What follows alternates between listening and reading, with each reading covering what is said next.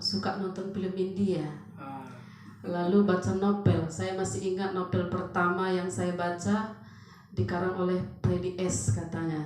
Tentunya kalau novel itu isinya tentang hal-hal yang romantis. Lalu di SMP saya punya cita-cita, keinginan nanti kalau saya berumah tangga, nanti aku dengan suamiku, kalau aku ulang tahun akan ditutup mataku baru dibawa ke suatu tempat surprise, begitu. Lalu nanti kalau aku bangun pagi terlambat, istilahnya tidak bangun pagi-pagi, maksudnya suami duluan yang bangun, maka saya akan dibangunkan, digendong, dibawa ke dapur. Karena seperti itulah film India, ya kan? Baru novel yang saya baca pun seperti itu. Waduh, enak sekali rupanya menikah ini ya. Nah, begitu pemahaman saya dulu. Rupanya sesudah menikah, nah gitu dia. Sesudah menikah tidak ada itu semuanya. Sepertinya kalau orang pacaran mengatakan, kalau waktu pacaran katanya kalau jatuh, dek jatuh kamu ya, mana yang sakit, nah gitu.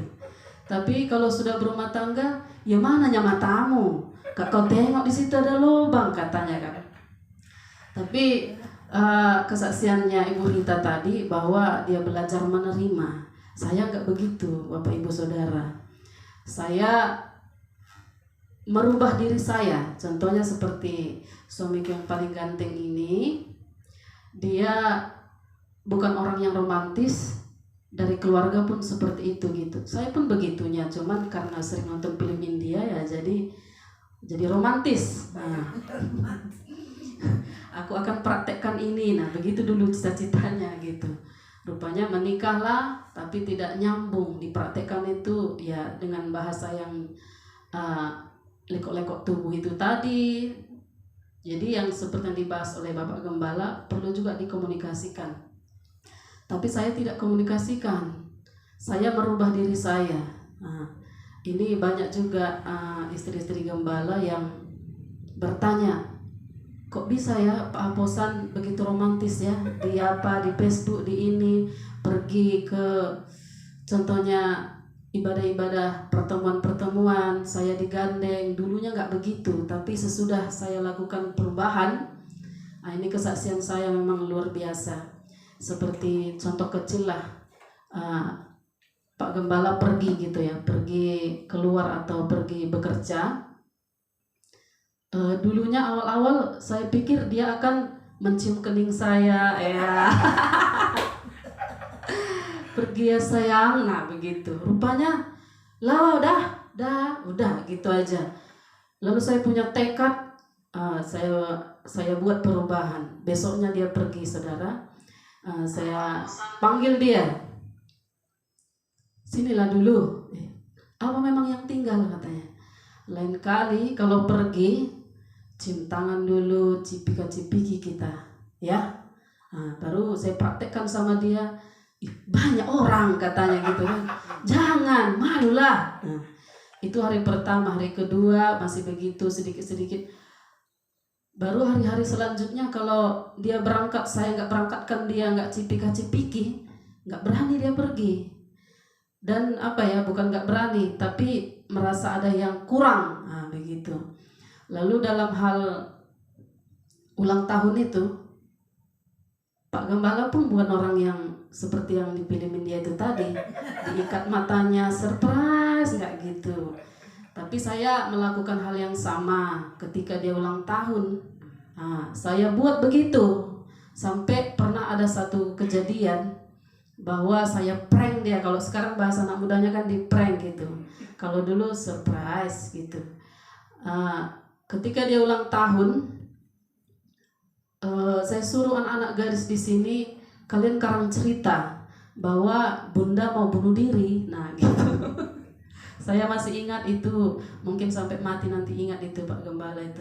Nah, Pak Gembala waktu itu kerja dia di samping, entah buat apa nggak tahu juga. Datang anak gadis sini, dia bilang, Tapi saya udah siap-siap di kamar, siap-siap udah di kamar dengan kue ulang tahun yang sudah lilinnya menyala.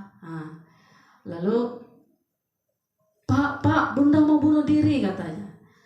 Mungkin disinilah saya melihat bahwa begitu cintanya lah suamiku ini sama aku ya kan. Langsung lari dia, nggak dicuci tangannya, nggak dicuci kakinya, langsung dia ketok pintu ini, mam katanya gitu. Lalu nggak saya buka, saya biarkan, tapi saya sengaja jauh lah saya dari pintu itu karena saya tahu itu pasti ditendangnya pintu ini gitu kan. Agak mundur baru ditendangnya lah pintu ini.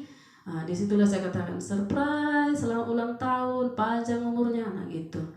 Jadi kebalikannya, ketika saya ulang tahun, hari demi hari dia memiliki perubahan. Ketika saya ulang tahun, dia pun buat seperti itu. Istilahnya tidak hanya apalah, bukan seperti yang saya buat itu, tapi ya seenggak-enggaknya kan diingatnya gitu. Dibikinnya kejutan, diam-diam dia dikumpulkannya uangnya ya kan tanpa minta sama saya. Lalu disembunyikannya di mobil, baru selamat ulang tahun kan. Tadinya udah aduh kok nggak ada apa-apa ya. Diam-diam dia rupanya diam-diam dia sudah menyediakan semuanya. Jadi seperti itulah. Kalau Ibu Rita tadi mengatakan menurunkan standarnya, karena kalau dikomunikasikan selalu nggak perlu kita kayak gitu, udah tua. Jadi kalau saya nggak begitu, saya awali dengan diri saya dulu. Saya buat begini, besoknya langsung ada perubahan sedikit-sedikit, ya itu menjadi kebiasaan kami. Jadi panggilan kami sekarang bukan Pak Gembala, Ibu Gembala, nggak begitu. Tapi panggilan kami awal-awal Mami, Papi, baru berubah menjadi Hasian.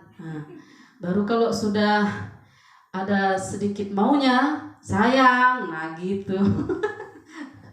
Jadi begitulah kira-kira. Mari kita setiap istri-istri, jangan kita hanya menuntut, aduh suamiku maunya begini seperti film Korea, tetapi berubahlah dari dirimu sendiri dulu, gitu.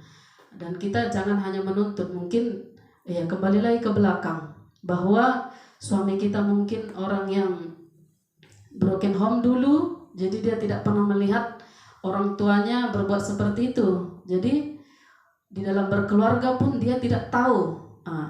Seperti yang kesaksian Ibu Rita, mungkin standar dia romantis itu hanya memperhatikan ya bajumu kurang cocok. Itu sudah perhatian yang luar biasa. Tapi kalau mungkin ibu-ibu yang lain punya keinginan